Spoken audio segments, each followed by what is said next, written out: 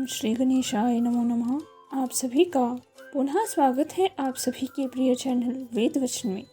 आज इस वीडियो में हम जानेंगे कि इस वर्ष 2023 में हम परिवर्तनी एकादशी का व्रत कब कर रहे हैं, इस व्रत का क्या महत्व है तथा इस व्रत की क्या कथा है। कहिए जय हो भगवान विष्णु, भगवान श्री हरि, जय माँ एकादशी आपकी सदा ही जय हो। इस वर्ष सन 2023 में परिवर्तनी एकादशी तिथि सोमवार को सुबह 7:55 से प्रारंभ हो रही है, जो कि अगले दिन मंगलवार 5 बजे तक रहेगी। जैसा कि हम सब जानते हैं कि एकादशी तिथि हमेशा या तो पूर्ण एकादशी तिथि में रखी जाती है या फिर द्वादशी युक्त एकादशी के साथ एकादशी तिथि का व्रत रखा जाता है। कभी भी दशमी युक्त एकादशी का व्रत नहीं रखा जाता। इसीलिए सन 2023 में हम परिवर्तनी एकादशी का व्रत 26 सितंबर की सुबह रख रहे हैं, जिसका पारण हम इसकी अगले सुबह 27 सितंबर को करेंगे।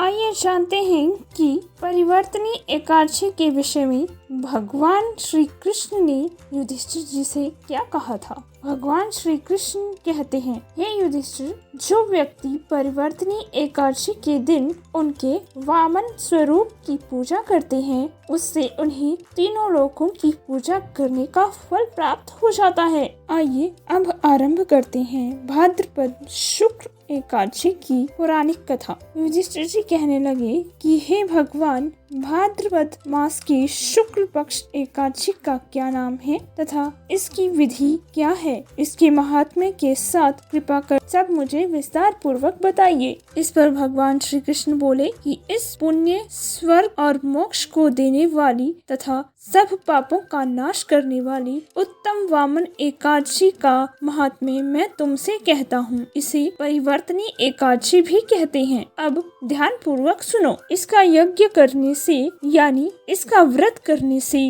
मनुष्य को वाजपेयी यज्ञ का फल मिलता है। पापियों के पाप नाश करने वाला इससे बढ़कर कोई और उपाय नहीं है। जो मनुष्य इस एकादशी के दिन मेरे वामन स्वरूप की पूजा करता है, उससे उसे तीनों लोकों की पूजा करने का फल प्राप्त हो जाता है। अतः मोक्ष की इच्छा करने वाले मनुष्य को इस व्रत को अवश्य करना चाहिए। जो मनुष्य कमल नयन भगवान का कमल से पूजन करते हैं, वे अवश्य भगवान के समीप जाते हैं। जिसने भाद्र शुक्ल एकादशी को व्रत और पूजन किया, उसने ब्रह्मा विष्णु सहित तीनों लोकों का पूजन कर लिया। अतः एकादशी का व्रत अवश्य करना चाहिए। इस दिन भगवान करवट लेते हैं, इसलिए इस एकादशी का नाम परिवर्तनी एकादशी भी कहा जाता है। भगवान के वचन सुनकर युधिष्ठिर जी बोले कि हे भगवान, मुझे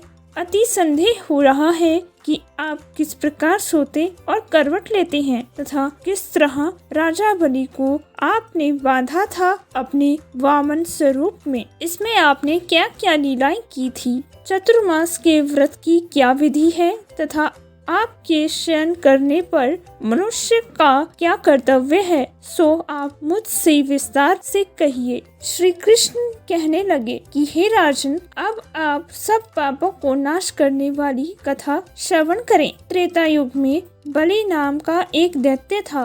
वह मेरा परम भक्त था। विविध प्रकार के वेद पठन करके, पूजन करके वह मुझे प्रसन्न किया करता था और नित्य ही ब्राह्मणों का पूजन तथा यज्ञ के आयोजन करता था। लेकिन इंद्र से द्वेष के कारण उसने इंद्रलोक तथा सभी देवताओं को जीत लिया। इस कारण सभी देवता एकत्र होकर सोच विचार कर भगवान के पास गए। बृहस्पति सहित इंद्रादिक देवता प्रभु के निकट जाकर और नतमस्तक होकर वेद मंत्रों द्वारा भगवान का पूजन और स्तुति करने लगे। अतः मैंने वामन रूप धारण करके 5वां अवतार लिया और फिर अत्यंत तेजस्वी स्वरूप से राजा बलि को जीत लिया। इतनी वार्ता सुनकर राजा युधिष्ठिर बोले कि हे जनार्दन, आपने वामन रूप धारण करके उस महाबली दैत्य को किस प्रकार जीता? श्री कृष्ण ने कहा, मैंने यानी वामन स्वरूपी ब्रह्मचारी ने राजा बलि से 3 पग भूमि की याचना की और कहा, यह मुझे 3 लोक के समान है और हे राजन, यह तुमको अवश्य ही देनी होगी। तब राजा बलि ने इसे तुच्छ याचना समझकर 3 पग भूमि का संकल्प मुझको दे दिया और मैंने अपने त्रिविक्रम रूप को बढ़ाकर यहाँ तक कि भूलोक में पद, भुवरलोक में जंघा, स्वर्ग लोक में कमर, महलोक में पेट, जनलोक में हृदय, यम लोक में कंठ की स्थापना कर सतलोक में मुख, उसके ऊपर मस्तक स्थापित किया। सूर्य, चंद्र आदि सब ग्रहगण, योग, नक्षत्र, इंद्रादिक देवता और शेष आदि सब नाग नागिनों ने विविध प्रकार की वेद प्रार्थना की। तब मैंने राजा बलि का हाथ पकड़कर कहा कि हे राजन, एक पद में पृथ्वी, दूसरे में स्वर्गलोक पूर्ण हो गया। अब तीसरा पग मैं कहाँ रखूं? तुम्हें अपना वचन पूरा करना होगा। तब राजा बलि ने अपना सिर झुका लिया और मैंने अपना पैर उसके मस्तक पर रख दिया, जिससे मेरा वह भक्त पाताल को चला गया। फिर उसकी विनती और नम्रता को देखकर मैंने कहा कि हे बलि, मैं सदैव तुम्हारे निकट ही रहूंगा। विरोचन पुत्र बलि से कहने पर भाद्रपद शुक्ल एकादशी के दिन बलि के आश्रम में मेरी मूर्ति स्थापित हुई। इसी प्रकार दूसरी मूर्ति क्षीर सागर में शेषनाग पर स्थापित हुई। हे राजन, इस एकादशी को भगवान शयन करते हुए करवट लेते हैं, इसलिए तीनों लोकों के स्वामी भगवान विष्णु का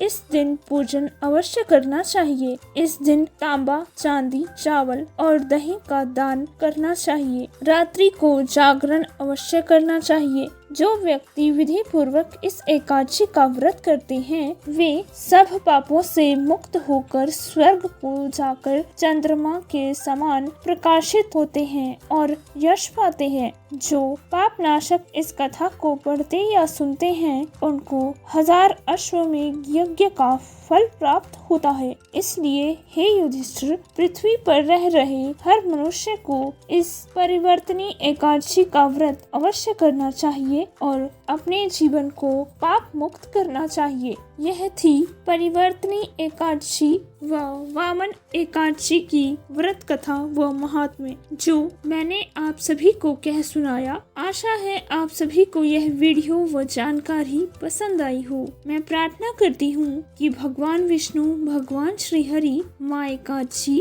आप सभी की सभी मनोकामनाएं पूर्ण करे और आप सभी के जीवन को खुशियों से भर दे। सत्य सनातन धर्म की जय। जय जय श्री राधे।